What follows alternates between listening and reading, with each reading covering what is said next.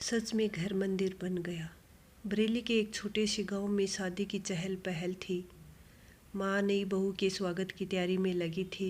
थोड़ी ही देर में तुषार अपनी दुल्हन कनिका को लेकर गाड़ी से नीचे उतरा। माँ ने अपनी नई नवेली बहू की आरती उतारते हुए कहा, भगवान तुम दोनों के जीवन में खुशियाँ भरे, तुम्हारे आने से मेरा घर मंदिर हो जाए। फिर शुरू हुई मुँह दिखाई की रस्म और इन सब में पूरा दिन बीत गया। 2-4 दिन में मेहमानों से भरा घर खाली हो जाता है। अब घर में बसते हैं सिर्फ 5 लोग, माँ, बापूजी, तुषार, कनिका और रोहन। शादी हुए 10 दिन बीत चुके थे। एक दोपहर तुषार कनिका से कहता है, सोच रहा हूँ कि ऑफिस ज्वाइन कर लूँ। कनिका तुरंत बिस्तर से उठकर बैठ जाती है, क्या हम हनीमून पर नहीं जा रहे हैं? तुषार ने जवाब दिया, अभी शादी में बहुत खर्चा हो गया है, आने वाले 1-2 महीने में जाते हैं न? कनिका ने पूछा, पक्का? तुषार ने जवाब दिया, हाँ पक्का।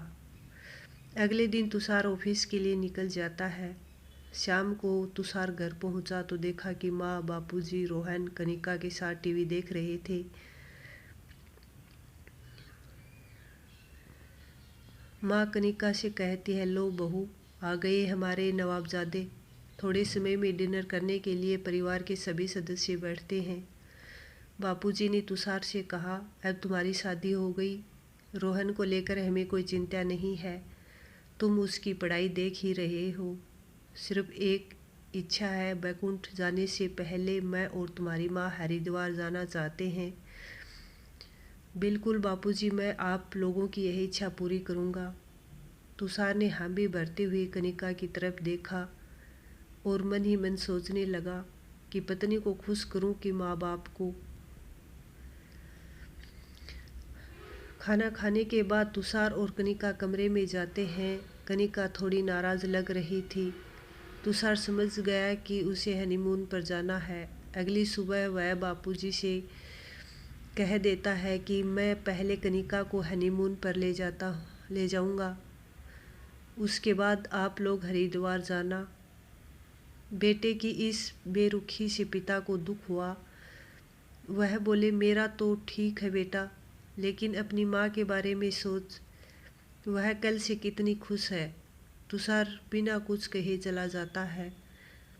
ऑफिस के लिए निकलते समय वह लंच बॉक्स भी नहीं ले जाता है। कनिका को यह बात और ख़राब लगती है। शाम को वह घर आता है और कनिका को अपनी डेबिट कार्ड देते हुए कहता है, नाराज़ मत हो, ये लो कार्ड, तुम्हें जहाँ भी जाना है टिकट बुक कर लो।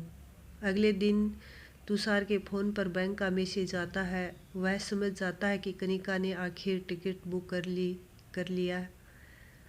शाम को खाने के टेबल पर सब काफ़ी खुश होकर बैठे रहते हैं। इतने में उमा अपने बेटे का माथा चूम लेती है। तुषार के चेहरे पर सवालिया निशान साफ झलकने लगते हैं। तभी बापूजी बेटे के पीठ पर हाथ फेरते हुए कहते हैं, थैंक यू बेटा, परसों हमें निकलना है हरिद्वार के लिए। आश्चर्य के साथ तुषार ने कनिका की तरफ देखा। कनिका मुस्कुरा दी। कमरे में पहुंचने के बाद कनिका ने कहा, इच्छा चाहे किसी की भी हो, पूरी होनी चाहिए। क्या हुआ अगर पहले माँ बापूजी घूम आएंगे? तुषार ने पत्नी को गले लगाते हुए कहा, माता पिता को सर्वश्रेष्ठ बनाकर तुमने सच में घर को मंदिर कर दिया। दोस्तों, कहानी कैसी लगी कमेंट करके ज़रूर बताएं। कहानी अच्छी लगी तो चैनल को सब्सक्राइब करें और वीडियो को पूरा देखने के लिए धन्यवाद।